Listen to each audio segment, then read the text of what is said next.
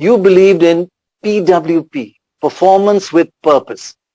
And as you worked to make you worked on several things. I just give a couple of examples. It cut down water that was used in making Pepsi from 2.5 gallons to 1.5. That's a huge, saving of water for many people around the world. On the health front, you got a whole lot of people together, and you managed to cut back calories by 6 trillion in 5 years or something, when the target was just 1.5 trillion, and you did 6 trillion. And so much more on both the health and environment front. And at the same time, and this is what's important, with the purpose, you still made sure that Pepsi gave excellent returns to your shareholders. I think you mentioned that Pepsi's returns in your first 6 years was 28% compared to minus 1.25% by the stock market.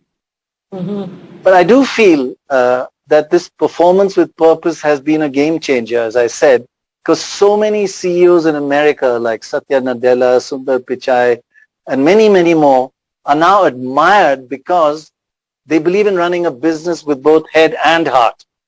But when you first proposed it, it was greeted with alarm in some quarters and saying you're getting soft. And one, I think, portfolio investor asked you, who do you think you are, Mother Teresa?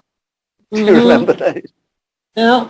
So it was tough to change cold-heartedness to performance with purpose.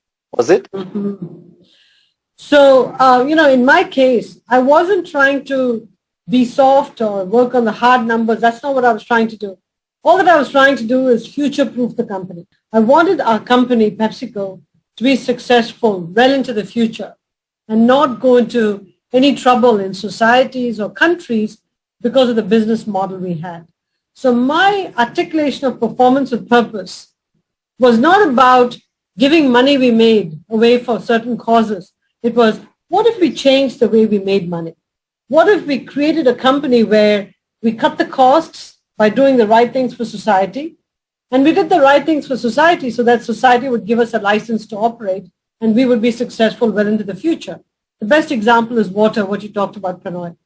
My point was, we had plants, Pepsi plants, Frito-Lay plants all over the world, and many of them were in water-distressed areas. How can we justify using 2.5 liters of water to make a liter of Pepsi when the town that we were located in was water-distressed? And so my simple point was, let us reduce the water usage drastically, and if we did that, towns would give us a license to operate. Nobody would shut us down. And guess what? We would also save costs. The timing may be different because you first have to invest to reduce the water usage, and then you get the benefit. So all that I wanted to do was run the company for the duration of the company by balancing the level and duration of returns. So whether it was recycling of plastic, whether it was water usage, reducing our carbon footprint, thereby saving electricity costs, and making the company a place where everybody wanted to come to work, and PepsiCo meant we could hire the best and the brightest, and then we could actually perform better as a company. I think if we articulated it as, here's a different way to make money, people wouldn't sign up to it because it's always stated in money terms. Performance with purpose was a way to frame it, to engage people's emotions, at the same time say performance and purpose are linked. If you don't deliver performance, you can't invest in purpose. And if you don't deliver purpose, you can't deliver performance. It was a virtuous circle. That's the key message of what I was trying to do. Yeah, and you might be being a bit modest about it, but it was quite revolutionary at the time. And you had also a few things which you said that the way Pepsi should function.